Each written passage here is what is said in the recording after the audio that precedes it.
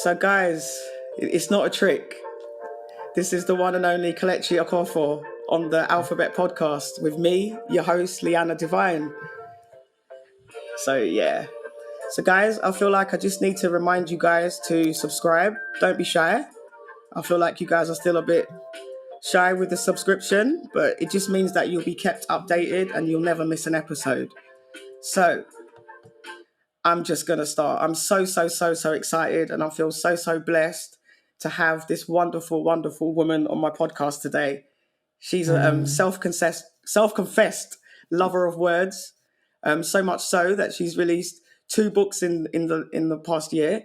So that's Edge of Here and Strong Like Me, which I believe is a picture book for children, which is absolutely amazing. She's an actor, director, owner of Kelechnekoff Fitness Studios in Peckham, the host of the extremely popular SYM podcast. What? You know, it's like, yeah, wow, yes. The voice of the oppressed, in my opinion. Raised in Peckham. The Ben's Panani womanist, Mum Cook Your Ears, the one and only Kelechi Okafor. Welcome to the Alphabet Podcast. Thank you for having me on the Alphabet Podcast. I'm so excited. Thank you so much for doing this, Kelechi. But I'm mindful of your time, so I know that we've got a few things to get through. So I just want to start by just saying, growing up in Peckham, there seems to be something in the air there. So can you tell me about growing up in Peckham, coming over from Nigeria when you were 5, I believe? Yeah, I feel like it's one of those things where you're like, there's just so much richness. Like, I look at all the people that happen to have randomly come through Peckham and I'm like, why us from this particular area? Maybe other areas have it and I just don't realize. Maybe the Hackney people also have that sort of vibe. But there was something very unique about growing up in South London and growing up in South London or growing up in Peckham in the 90s that I feel like really shaped my character, really shaped my understanding of the world. I think politically at the time, all of the things that would have been happening, I think that's probably one of the last time that we had like a Labour government. Mm-hmm.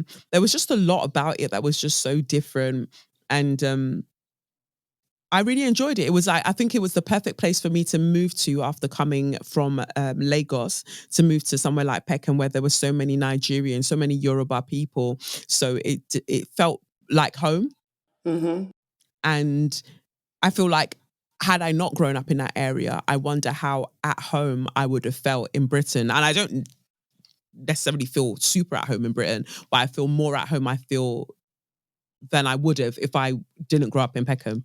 Yeah, not so much of a culture shock because, Peckham does have a large Nigerian population. I get my hair done. Thank you, Lola. But how true is it that you when you came to England, excuse me, that you kind of got a better command of English through reading Mills and Boon books? Absolutely. My mum used to have loads of them. And I was just like, well, let me read it. I now think about how it wasn't age appropriate, but Understatement, yeah. But I learned so much about language from there, about passion, I think, from there. And then now, years later, writing Edge of Here, it could translate into something. Mm-hmm. Mm. So, the back end of last year, Kelechi, you wrote an article for Elle magazine called "The Therapist Will See You Now." Mm-hmm. And me, just after Christmas, just scrolling through things I like to read, and you're someone that I'm very interested in. I like to follow what you're doing. You know, being the voice of the oppressed and all that. But yeah, it was a very interesting article in which you kind of highlighted your search for the right therapist. Now, a lot of things resonated with me from that article because I myself I'm kind of undergoing that search now for the right therapist. I had therapy for 3 years with a very good therapist, but I felt like she'd kind of taken me as far as I could go.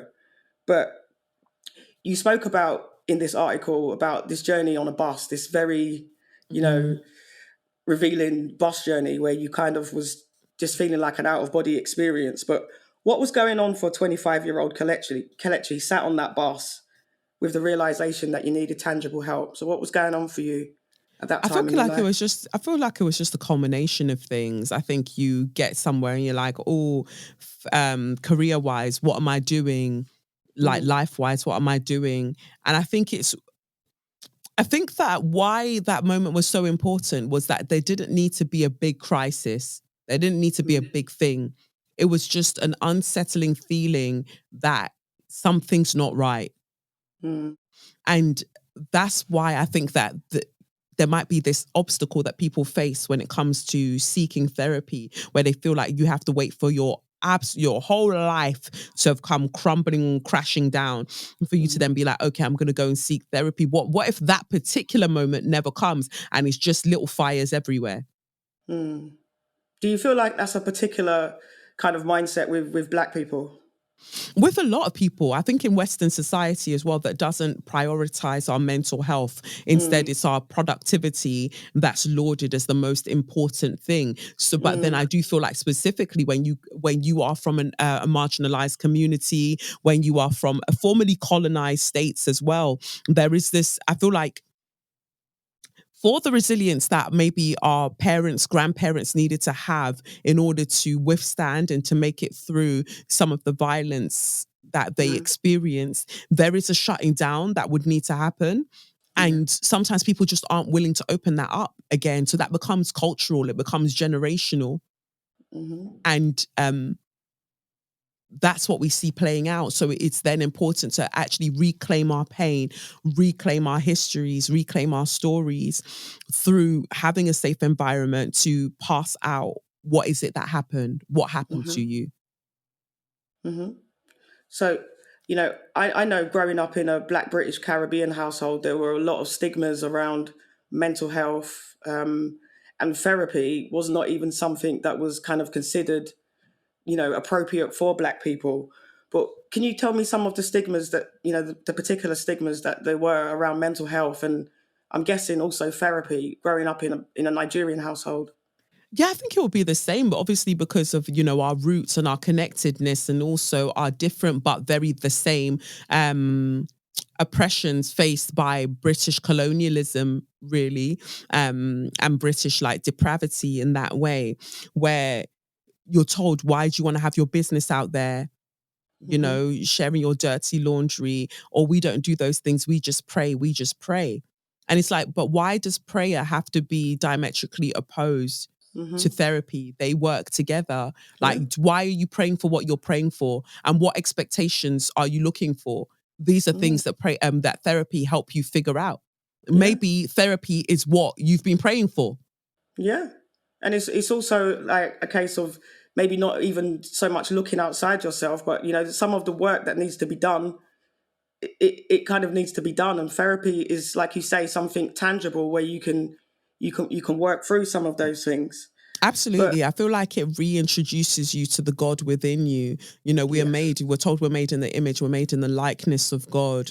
And so when we are preoccupied with the external, looking for the help to come from outward or external forces, sometimes we're waiting forever and spend your whole life waiting. Whereas what I feel like therapy has the ability, the potential to do, much like prayer, when used together, is that it reminds you of the God within. It reintroduces you to the God within. It introduces you to the quiet voice that is constantly in dialogue with you. And then once you can hear that like quiet voice, you can then see the dialogue playing out in the world around you. Hmm. Yeah. Very much so.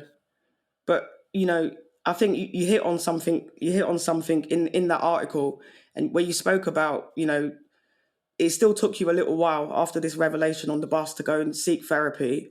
And you spoke about, some of the barriers, some of the attitudes of the people around you at the time.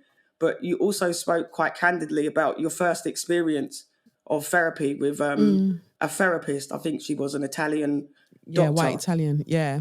And you mentioned that there was like a persistent rejection of matters relevant to race, gender, and their intersections. So Yeah. how important is it, the relationship with the therapist, to the outcome of the therapy, and that they understand the issues in society that play out in the therapy room. Yeah, cultural nuance is so important. Cultural knowledge, right? And so we know, we're getting to know, for those of us that may not have known before, that psychotherapy in and of itself is inherently racist because it's Yeah. mainly focused on the condition of the white rich man or the white upper class man. So anybody who isn't a white upper class man is disordered. Mm-hmm. So even if you're looking at white women, they're having emotions and they're being passionate, hysteria, let's take their uterus. So then you've got a hysterectomy. And then when we're talking about our cultures that are deeply oral, where we share stories, and our stories, whether shared in terms of folk tales or myth, we tell each other about the human condition through these stories. And we also have our deities, we also have our cosmologies that frame how we see the world. But if Mm-hmm. that's not how the white man sees the world, then automatically we're crazy. Yeah. So And then I now think, so now you're going with your cultures, you're going with your things to the therapy room, and you're like, oh, my mum said that she had a dream and, she's worried that this is going to happen to me. If you're speaking to somebody that has no cultural reference for what you are saying, they don't understand the gravity of that. yeah. And they could And tell you I think there's dismiss a it. potential that they could do more harm than good. Absolutely.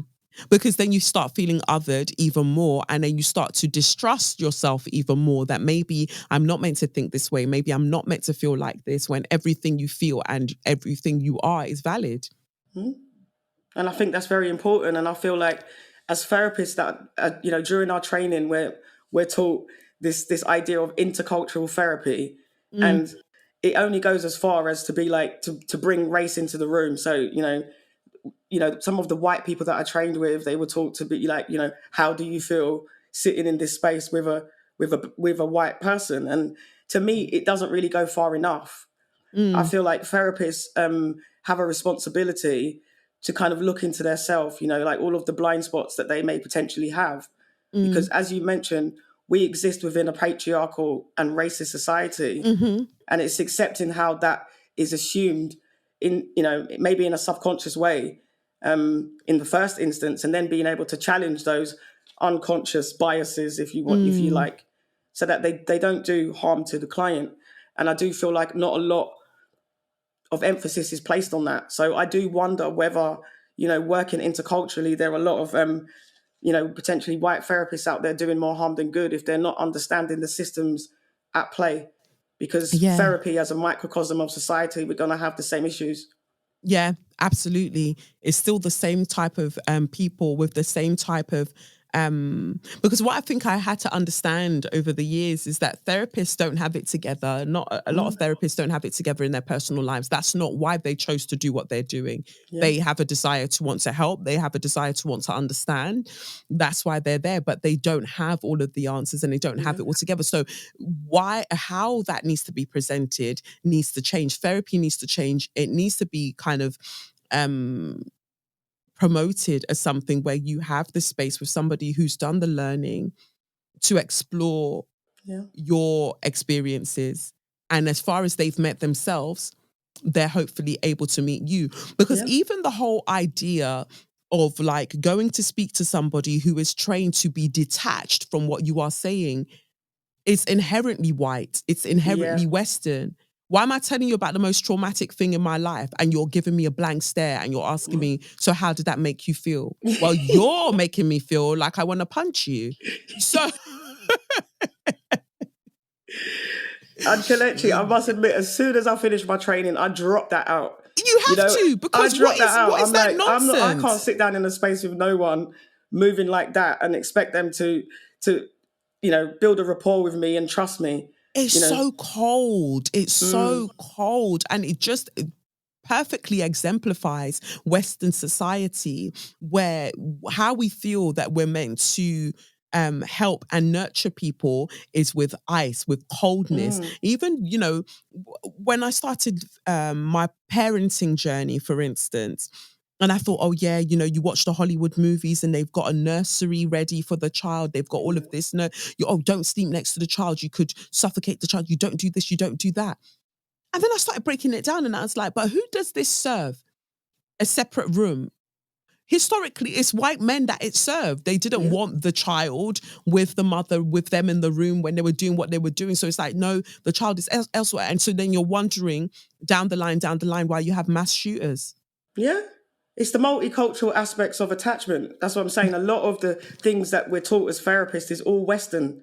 The things that we're taught about gay affirmative.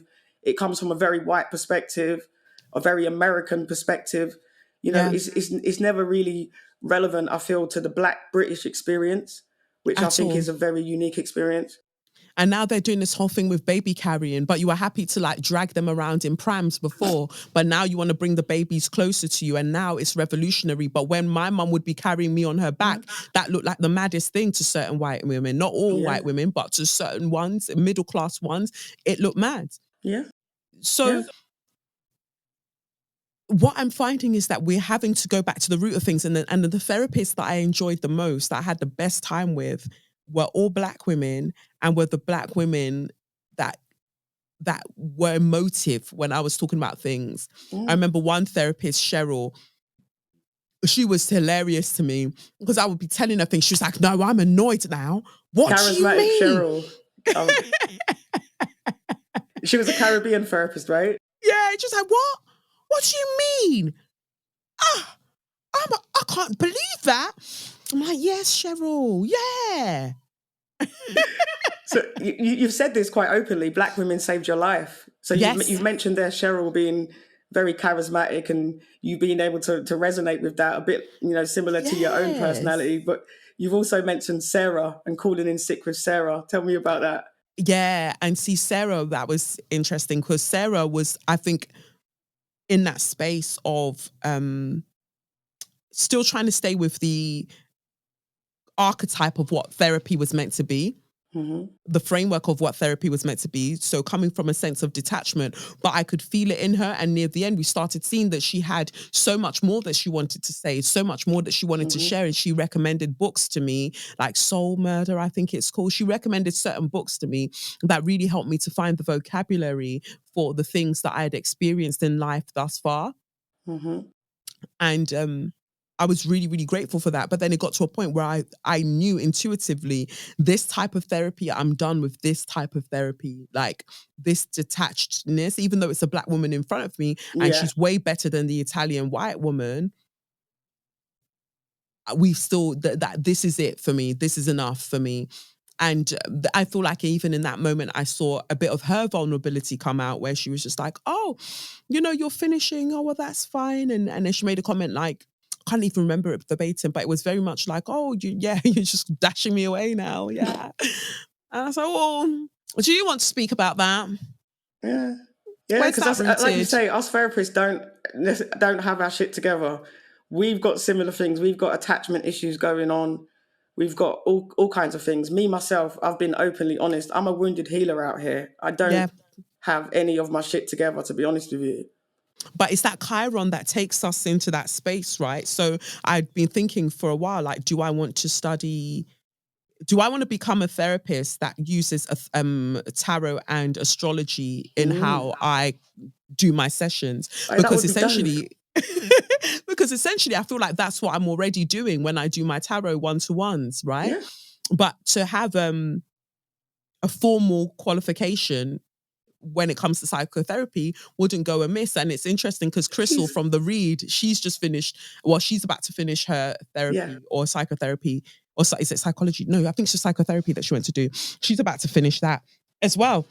And so there is something about us people who we're able to understand our wounds maybe more than the average person. And because we're understanding them, we feel like we want to help other people understand theirs.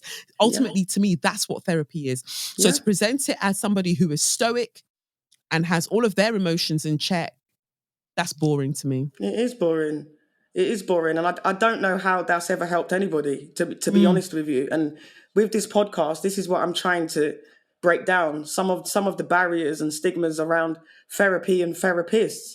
It's a very closed off kind of like almost like a secret society. And I feel like therapists need to come from behind the veil a bit more and show their vulnerabilities, Absolutely. And I mean, I've got a lot of tarot clients that are therapists, and I love engaging with them because I feel like this is also that sort of symbiosis.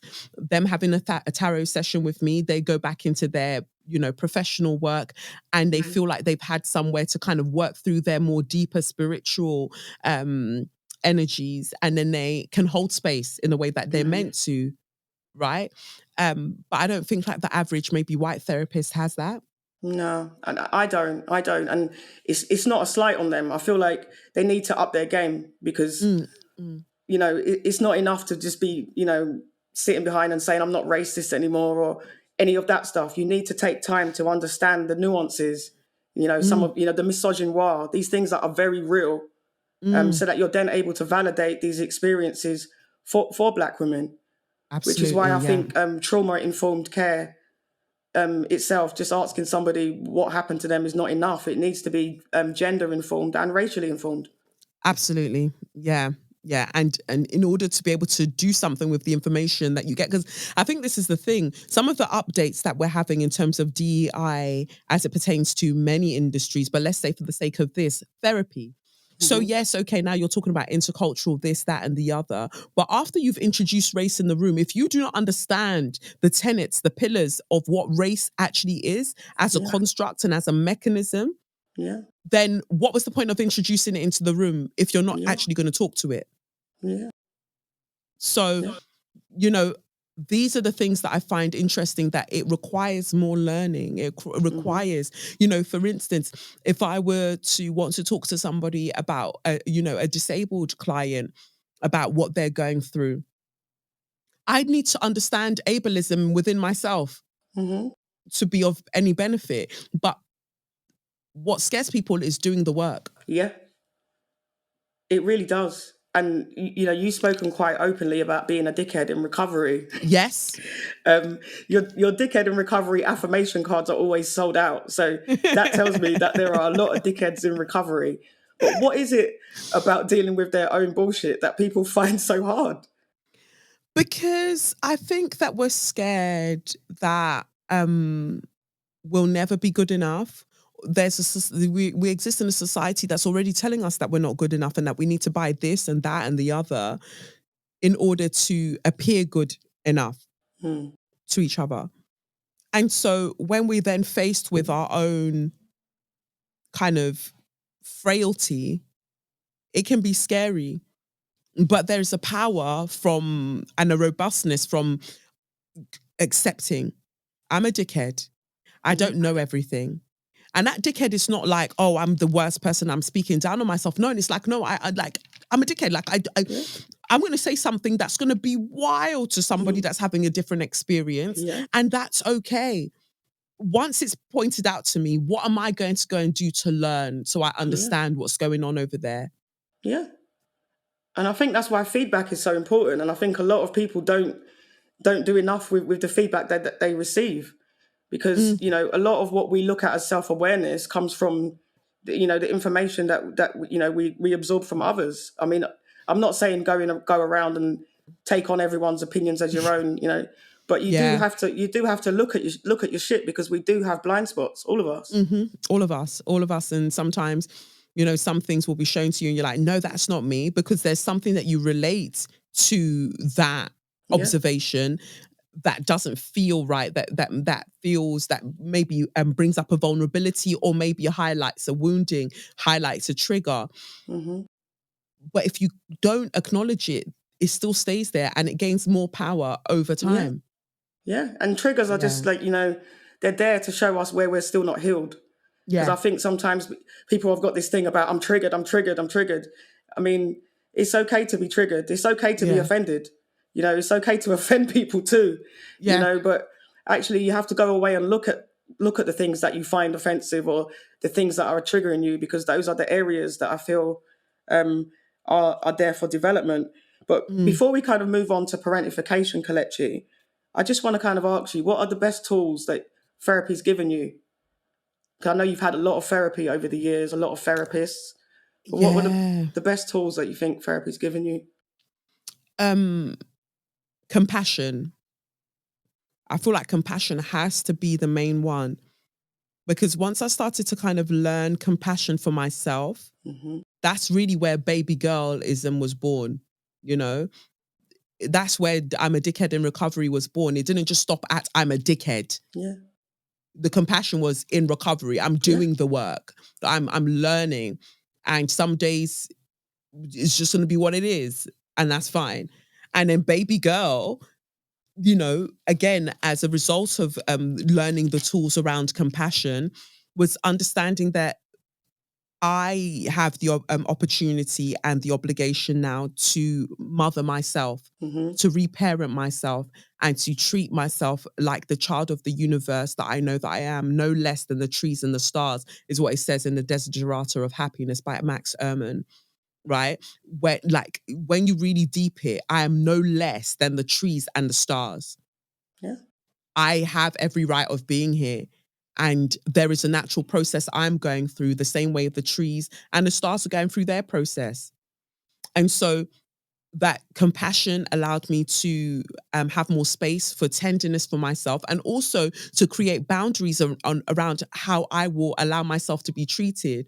With a lack of compassion for self, boundaries are all over the place. You don't really have them. You yeah, start thinking that boundaries are things that you do to people as a result of how they hurt you, as opposed to for the good of all of us. yeah, This is what I would yeah. require. Boundaries to And this is protect as opposed to boundaries as some type of punishment. right. And, it benefits everybody when that's practiced, because then you get the best of me, because we are understanding of Yeah. this is where I start and this is where you stop. Yeah, we've got that contract, and it's the same with clients. It's the same in personal relationships, and I feel like people don't pay enough to set in those boundaries in the beginning, and there's different reasons for that. Some people struggle more with boundaries.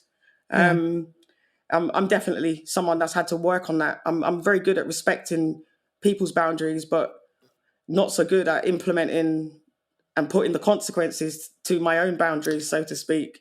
But I It's those think that comes from consequences. my own experiences of being parentified, Mm, which is kind of what I really, really, really wanted to talk to you about, Kelechi. So mm, in that article that I read, The Therapist Will See You Now, you mentioned being the eldest daughter in a Nigerian family and feeling overwhelming pressure to hold things together for everyone else.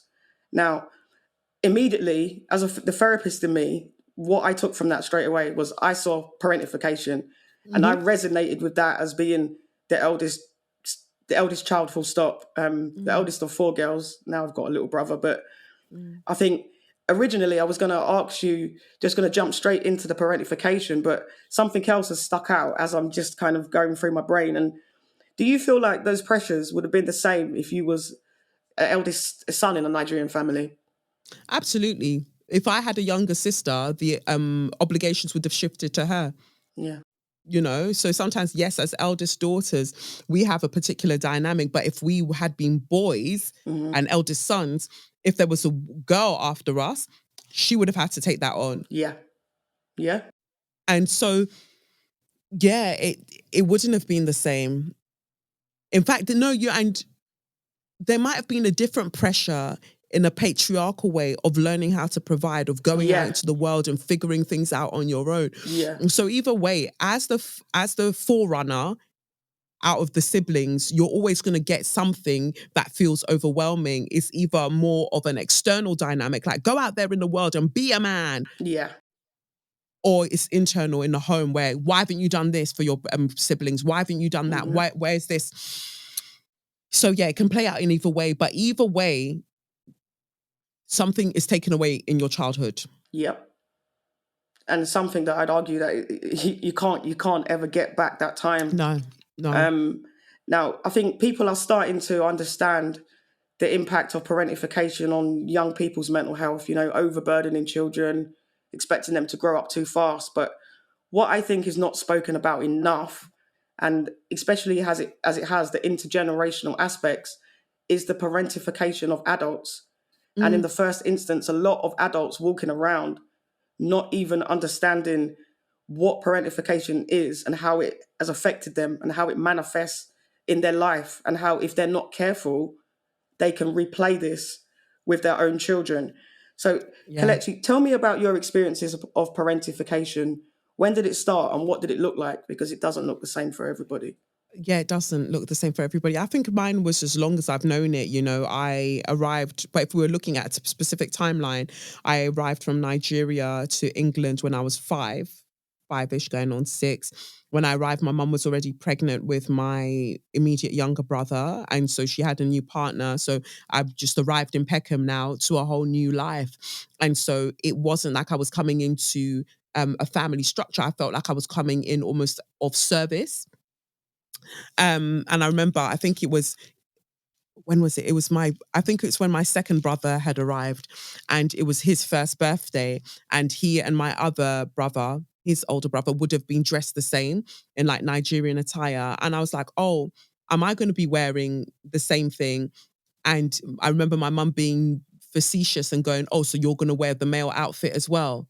And it's like, well, girl, clearly not. Like, but what, am I not going to wear something, Yeah. in alignment with that?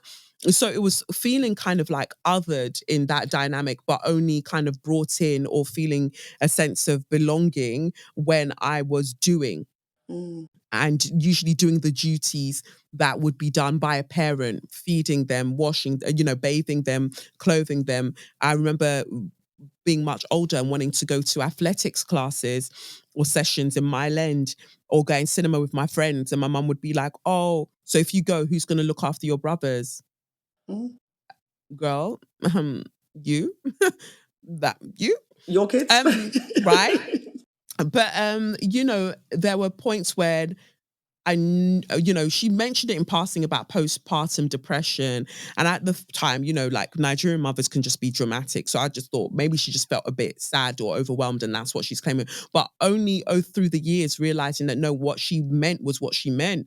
And Mm, so then when my stepdad, when she and my stepdad then broke up and it was just the 4 of us in the household, I then had a whole load of extra mm, responsibilities to take on. And I just remember being a particular age, maybe around 8, just realizing that I've got to look after everybody. Otherwise, what are we doing? And still juggle, my studies, my schooling, all of that, get all of our clothes ironed, all of these things. And I remember when my mum would go away to Nigeria, because she would go to Nigeria often. So mm, then I had to also think about my abandonment issues when I was growing up. But she would go to Nigeria often because she liked being in Nigeria. And I would stay with one of her friends, and her friends, even in terms of personality profiles, when we look at her, she very much found herself, she very much found her sense of self by how much she would do for other people. yep. And so she would constantly remind me of like, oh, why are there sores in the middle of your head? Like your scalp is scabbing. It doesn't look like anybody's washed you properly. Ah, this Mhm, mother of yours, if she didn't have me as a friend, what would she do in terms of looking after you? And so reinforcing that, hey, you're not very well looked after. So then I had to very much learn how to look after myself as mm, well as my brothers. And noticing that they had different ways of being brought up to me. So when I was noticing even certain behavioral patterns in my brother, my immediate younger brother, oh, leave him alone. He's just a boy. He's just a boy. Until, mm, he then had his run-ins with the law. And so there were things that they just didn't notice. The parents didn't notice. And my stepdad will even say to this day, whenever he's speaking to my brothers, he'll be like, oh, we're so grateful for Kelechi because she's the one that really raised you both. yeah. And there's a pride that I feel in that, but there's a sadness that I A feel in that because I sadness was in it. just like, Yeah. while I was raising them, who was raising me? Yeah. And so then when we then look at adult relationships, if what you have always known is to be responsible for people who look like they cannot be responsible for themselves, even if on the surface you think you're going out to choose relationships where this Mm, might not play out, you absolutely are going to meet the same dynamic there. yep. And that's what I found in my romantic dynamics, primarily so. Friendships, not so much, because friendships, funnily enough, I would choose friends that there's a distance between myself and them. Like they're always doing their own thing. We have to actively plan to see up. I'm not somebody that has batty and bench friends. There's no friend that I've had throughout the years that it was just me and them. Maybe for a summer, maybe for a sprint, but not years of just us being batting and bench or having a friendship group, because some people, they've just got this friendship group they've had since they were five. I don't have any of that. I've always, in terms of friendships, everything's has always been rather distant. And so these things would then play out in romantic dynamics where I'm taking care of someone. And so I knew that I'd gotten to a great point of healing on my healing journey, because you're constantly in that process. I knew that I got to a great point in my healing journey where I could say, I don't want to do this anymore. The resentment I'm feeling from feeling responsible for somebody who should be responsible for themselves, no matter how much I'm being told that I'm loved, I'm not feeling that deeply. It's not resounding deeply within me, because even in this dynamic, I am still parentified. I am still the parent. I'm the surrogate mother. In this dynamic. So that's how it shows up, really. For some people, it could be like getting with people who can't ever hold down a job. So one way or another, you become responsible for them, or people who are dealing with addiction, or like there are a variety of ways that it can show up where then you are preoccupying yourself with being a parent to them and excusing their behavior, when really what you're excusing is a lack of boundaries. Because when you're a parentified child, boundaries were non-existent. And you're also very, very compliant, and you have a tendency to be people-pleasing. So you mentioned there the resentment, which I've spoken about quite openly on this podcast, like being, one of the effects of my parentification being this people-pleasing, that until I actually went to therapy, that I wasn't even really aware that I do, and still seeing it in myself now, and having to deal with the frustration. You also mentioned, a condition of worth, like feeling like you're only useful if you're in service. And that would have really been drummed in from that parentification experience as a child. And like you say, it manifests in relationships. So whether it be in your case, like you've described, recasting the same characters, or potentially being attracted to unhealthy relationships, maybe narcissistic partners, but also in attachments, because I know you've spoken about, tending to be drawn towards more avoidantly attached people. But I'm wondering I'm disorganized. How avoidant your own attachment is, and how you've become aware of that. It's a disorganized, avoidant. So you've got the anxious, which I would say is the more like, would be the person that would be sending loads of messages, really worried about being rejected. The avoidant, where they're quite independent and like to keep people at a distance, and disorganized being aspects of both. So I'm disorganized. Same. So that's got trauma. And so if there's any sense of I could be rejected, okay, I'm not talking to you anymore, I'm going. Don't talk to me. Self-sabotage, Kelechi. What do you know about that? I'll just be like, bye. This feels way too vulnerable and intimate. Bye-bye. Bye-bye. Whereas the more relationships or dynamics that are likely to hold my attention is like, oh, they're going through it. They need me to help and fix the thing. And then it's just like, girl, get a grip. Like, leave things alone. And again, you start knowing that you're doing the work and the work is working. Start knowing that the work is working, where it just becomes deeply unattractive to you. So fair enough, there might still be a moment where you're like, oh, but you're like, nope. I recognize what that is. You catch yourself, don't you? Exactly. And so these are things to celebrate, because it's like, I'm recognizing it, rather than recognizing it a year down the line or this down the line. You're just like, you can see it now and it becomes repulsive. You're emotionally unavailable people, just, it's not attractive now, and that's what I started understanding. That's a good sign. That's good. So even if you have these periods where you're not dating, you're not seeing anyone, it's because you actually know what you don't want anymore. And that's sometimes what it is, in the learning process, sometimes just identifying what it is that you don't want. Because with all the people pleasing, the fixing, trying to be compliant, your needs often get lost in that process. Exactly. and figuring out what your needs are. So, you know, I've really enjoyed learning about myself, therapizing myself, but just I've really enjoyed it, like looking at my character and being like, oh, and I feel like astrology has provided a language for that as well.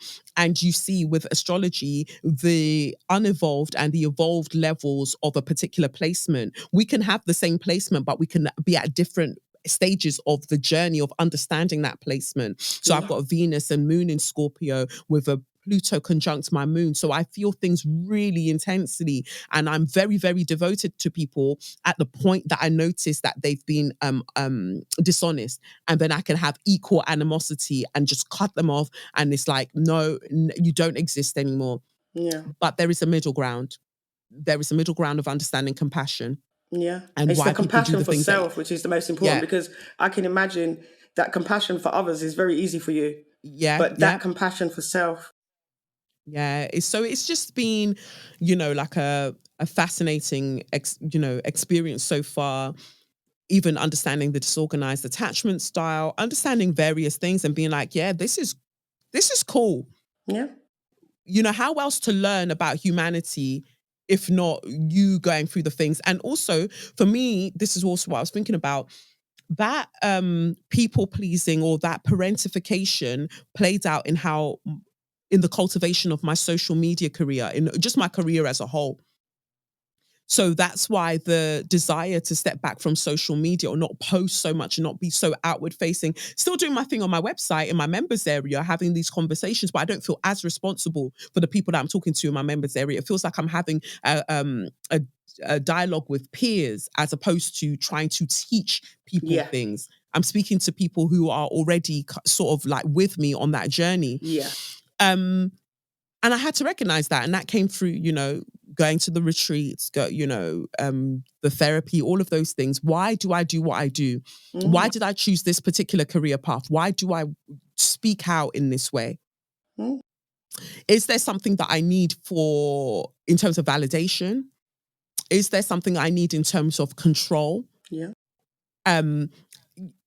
Looking at all of these things, if I'm preoccupied with the world not being a safe place because my home in childhood did not feel like a safe place, then I focus on society. Well, if I can change society, then one day I'll feel safe in society and then I can be me. Then I can let my guard down.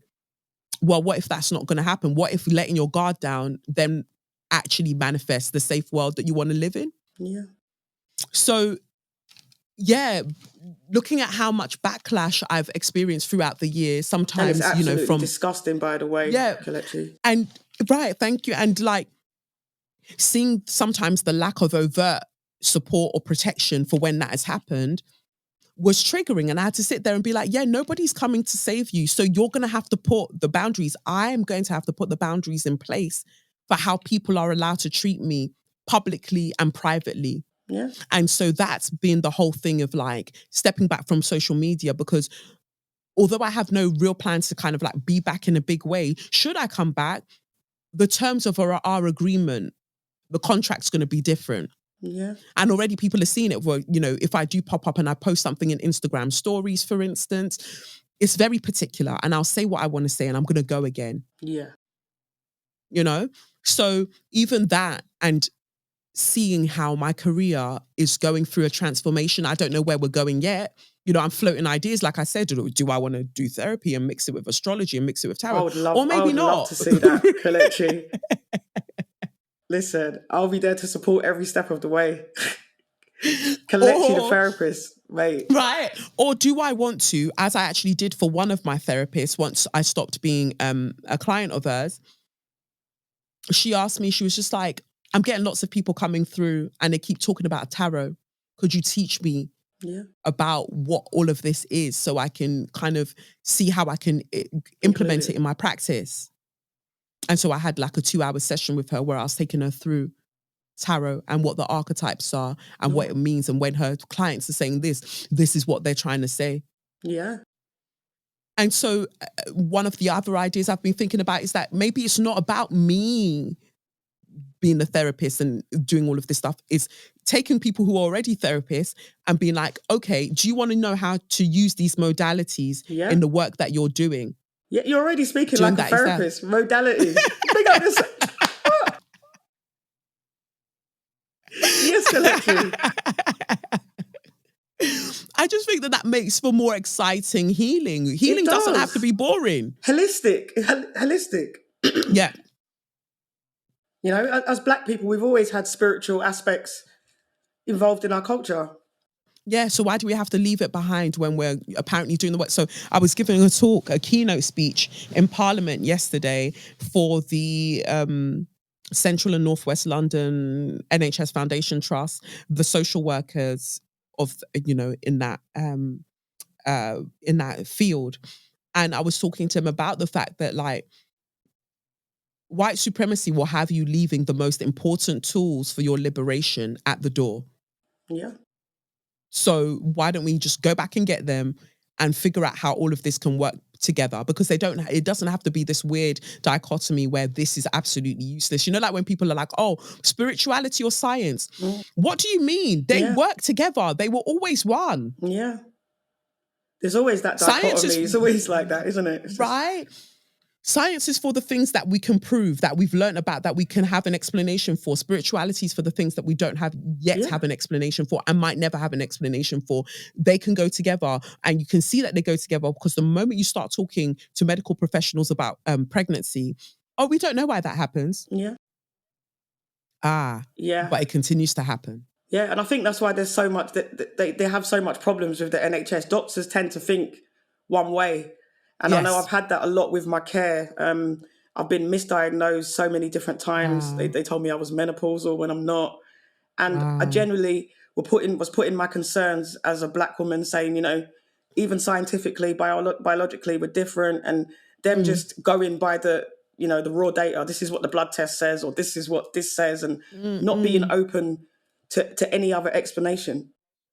Yeah, and that's sad. Like if we don't hold on to even a morsel, a modicum of curiosity, then we flopped it. Yeah. You know? So I'm forever curious.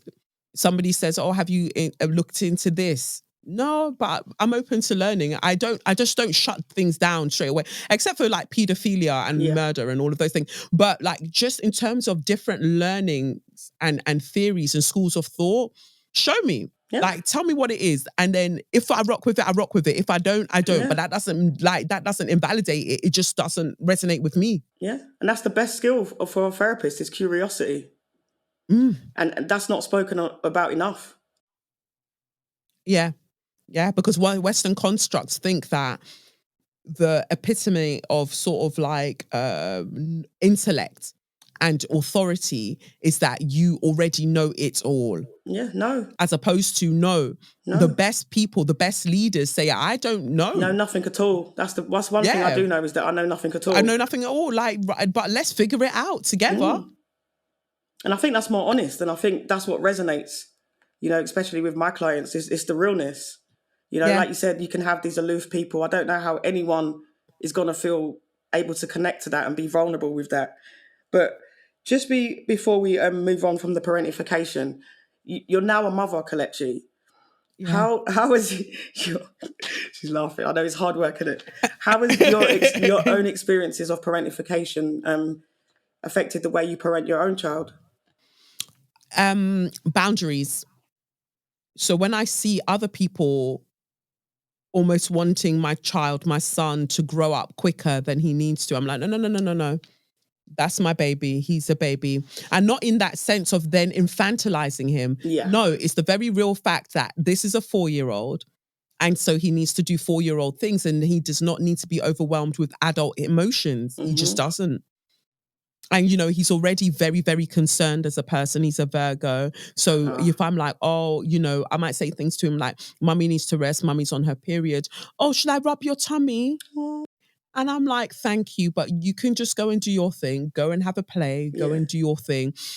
He's very, very attentive. And I can see how somebody in a different space to me would take advantage of that and be like, yeah, absolutely go and do those things. The only things that I insist upon for him is taking care of himself. Yeah. So I got him a kitchen, a little play kitchen. I'm like, start getting comfortable with playing around a kitchen because you must be self-sufficient.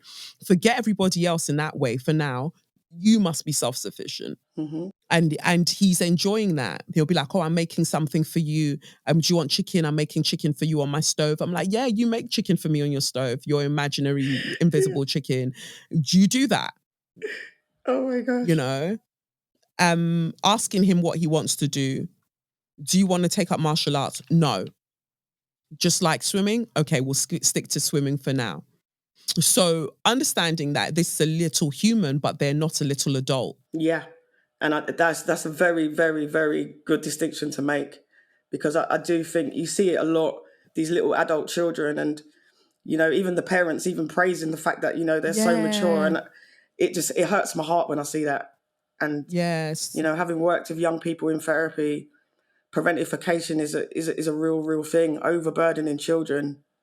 it's a lot. And I think that one of his main challenges is the fact that I can be out quite a bit, but my role, my job is to be out, you know, and to be doing things. And also I like to see my friends as well. So I've had to find or start working on a balance of like, when it's the weekend, we're going to do this. Or some days, if I don't have anything to do in the evening or anything like that, I'll pick him up early from nursery. We'll go to the playground, or we'll go and do we'll go and do an activity. Take him to the museums, take him to the galleries, just so he can start seeing things. Yeah. But very much, I think that as somebody who's working at unlearning the ways in which I've been parentified and adultified, I'm hyper aware of, you know, these things being kind of inflicted on him. Yeah.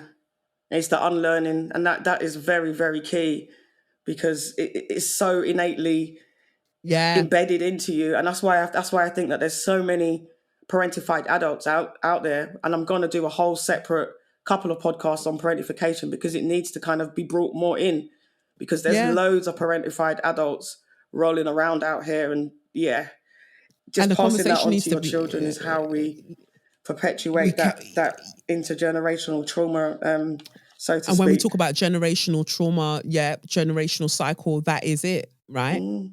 So I don't want that for him. And I love that he's very much like, can I have a cuddle? I want a cuddle. I never deny him a cuddle. If I'm doing something, if I'm washing dishes and he's like, oh, can I have a cuddle?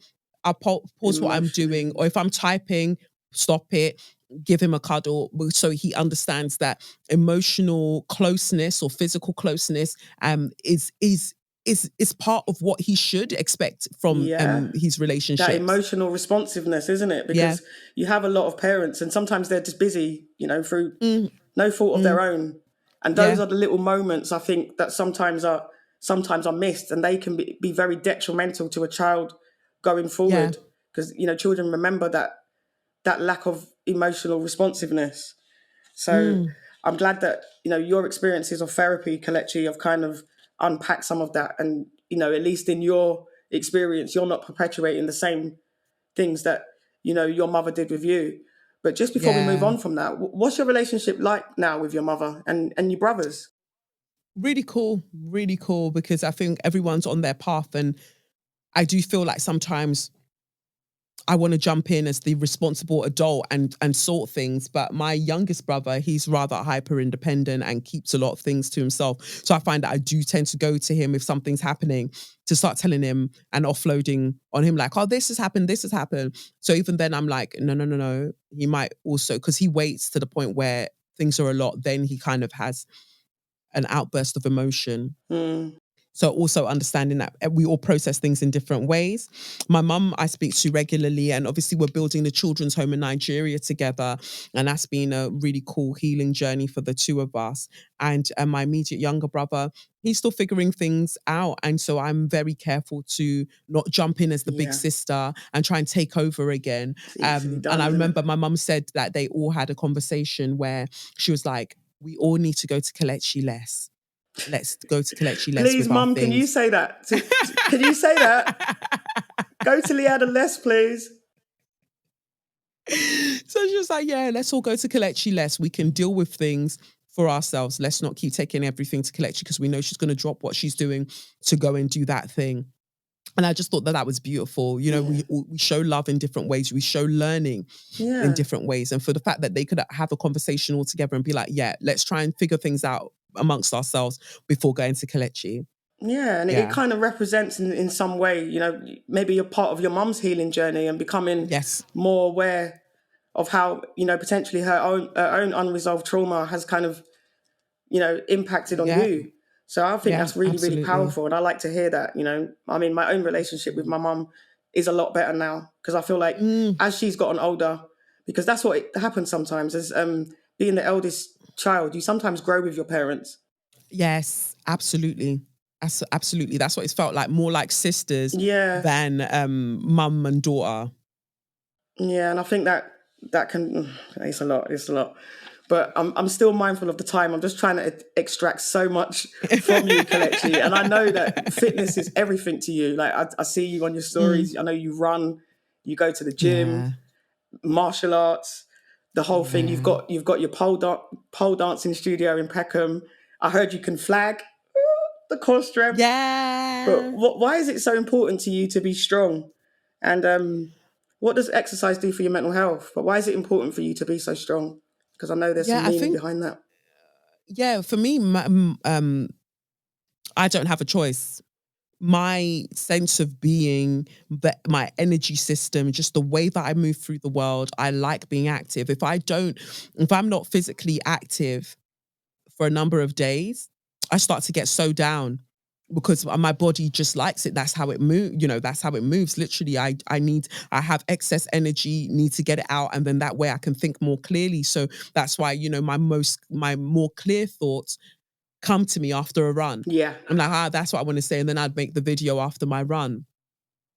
And my need to be strong changed throughout the years because obviously when we're talking about compassion, right? And then thinking about the fact that experiencing sexual abuse as a child and feeling that there was a lack of protection for me and wanting to be strong and objectifying my body because I wasn't really living in my body, right? So it was just a thing, an object to train and make stronger, so to keep people out and nobody can hurt me again.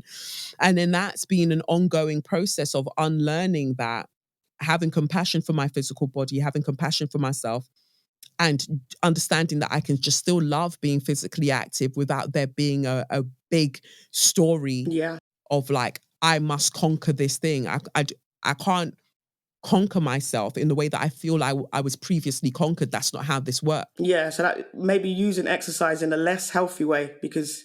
Exactly. But on the surface, people be like, oh, she's so healthy. And that's my problem with the fitness industry currently. Yeah. That there are so many people that on the surface, you think that because of the way that exercise and fitness is lauded to us, we think that, oh, that must be great what they're doing. Excessive exercise. As a sports scientist, I will go on record as saying that excessive exercise can be an indication of self-harm. Right. That, and definitely, even the preoccupation with food and portion sizes. Yep.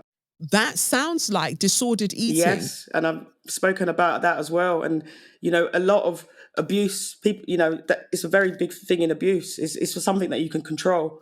When you can't control what's going on inside, you know. Then it's the outward things and the external things. So I began to be able to really see these things for what they were and just be like, yeah, that's not for me. I really enjoy being physically active. I love exercising. I love going for a run. I love learning new activities. Currently, I'm doing more tap and ballet because I understood that I wanted to do something a bit softer for myself and going back to what I was, you know, doing when I was in college, when I was at Brit School. So wanting to do something like that as opposed to something that's really hard on the body. My body wanted that break, right? And to do something that felt more childlike, a bit more joyful, as in terms of, you know, in terms of the tap and the ballet, more fluid, right? So yeah, focusing on that, and that's been great. I haven't really gone to martial arts classes in recent years. Well, not recent years, in recent weeks. But throughout the years, I've wanted to progress within Brazilian Jiu-Jitsu, and then finding that my timetable really wasn't allowing for it. And then I had a child, and then there was lockdown. And so then I would be like, oh, but I'm still a white belt after all of these years. So I'm sure you can still beat a bitch. Right? So What does it really matter? If the straws I don't can work, still you take the can belt beat 'em. off and strangle. So it'll be fine. You learned what you needed to learn. Yeah, so it'll be all right. But just again, show myself that compassion that I only have so many hours in a day. I have so many interests. Let everything be a season. Yeah. This season it's my tap and ballet vibe. Next season I might be really back on that jujitsu. Let it Yeah. be what it is, and nobody's watching me. If I decide I want to be a white belt to the age of 45, so be it. Yeah. But I bet It is what you're it your is. own worst, like, harshest critic. Critic, yeah, yeah, And yeah, I bet yeah, you've had yeah, to yeah. work on that, isn't it? Yeah, and just let it be. Like, it all sort itself out. But and also understanding that the body goes through seasons. And so when I had my son, my body changed significantly. And then I had to start thinking about the ways in which I could say to everybody, love your body, when I didn't have wrinkles on my tummy. Then all of a sudden having wrinkles on the tummy, having a little pudge from the Yeah. pregnancy, I'm thinking that what? So all of my years of training, other people are just going back like that, and I'm not, my metabolism, my things aren't working in the same way. Compassion for Yeah. self, ignoring snapback culture. Yeah. So it's made me have to learn more humility, Mm. because I feel like if my body just went to what it was prior to having my son or prior to being pregnant the first time, I'd be like, wow, everybody can figure it out. So It's not like that. it's once again having that compassion for self, isn't it? Yeah, yeah. And really, again, like we said, that whole thing about dickhead and recovery, understanding that sometimes things happen in life to show you and teach you how you would have moved differently if things had gone a different way. Yeah. Yeah. So, But yeah. Kelechi, I'm just going to take the last few moments that we have, like, to just speak about some of the wonderful things that you've been up to. So we've got the 2 books and the children's home in Yeah. Nigeria. Please tell us more about that. Yeah, so the children's home is pretty much complete now. We're literally just waiting for a cooker and to put in the CCTV. And at one point when I get a bit more money, I want to put solar panels so we're never running out of electricity, because Nigeria, they like to cut light randomly. So like, I want to get the solar panels in. But other than that, I'm so excited that it's pretty much done. And so we're just waiting for an inspection, and then we are allowed to start taking children in. And then that Wow. begins a whole other stage of this whole journey. And having Strong Like Me out, having Edge of Here out, it's amazing Amazing. because, again, while I'm stepping back from socials, I'm represented in the world in a different way. And again, not rushing myself about, oh, you haven't hit these sales targets and things like that. People discover things when they discover them. Yeah. It's fine. Yeah. It sounds a bit like the evolution of Kelechi. I'm Yeah. really, really interested to see what, where the world takes you next. But I just, Amen. whatever you do, Kelechi, I'll be following, because I Thank you think so what much. being the voice of the oppressed you're just so powerful. The allyship that you show the LGBTQIA plus Thank you. community. You've spoken about Gaza when people are not using their platforms to speak about anything. I just salute you, Kelechi. And you Thank really are you. someone that I look up to.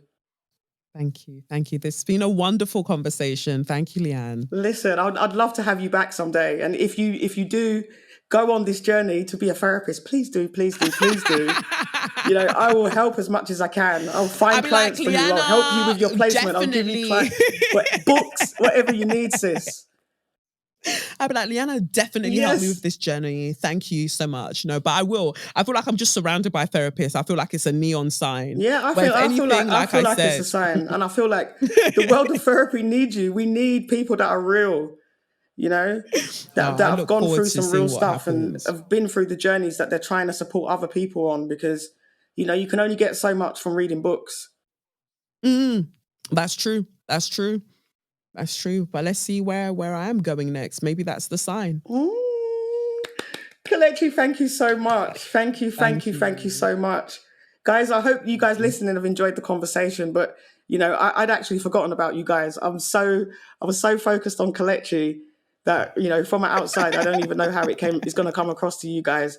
But this conversation, Kelechi, has just opened up a lot of different threads in my head, and I just feel so grateful that you gave me your time today. Absolutely. Thank you for having me. So I'm just literally going to press this and play this out. So guys, Like, share, and subscribe. I'm going to speak to Kelechi offline, and I'll see you guys in a couple of weeks.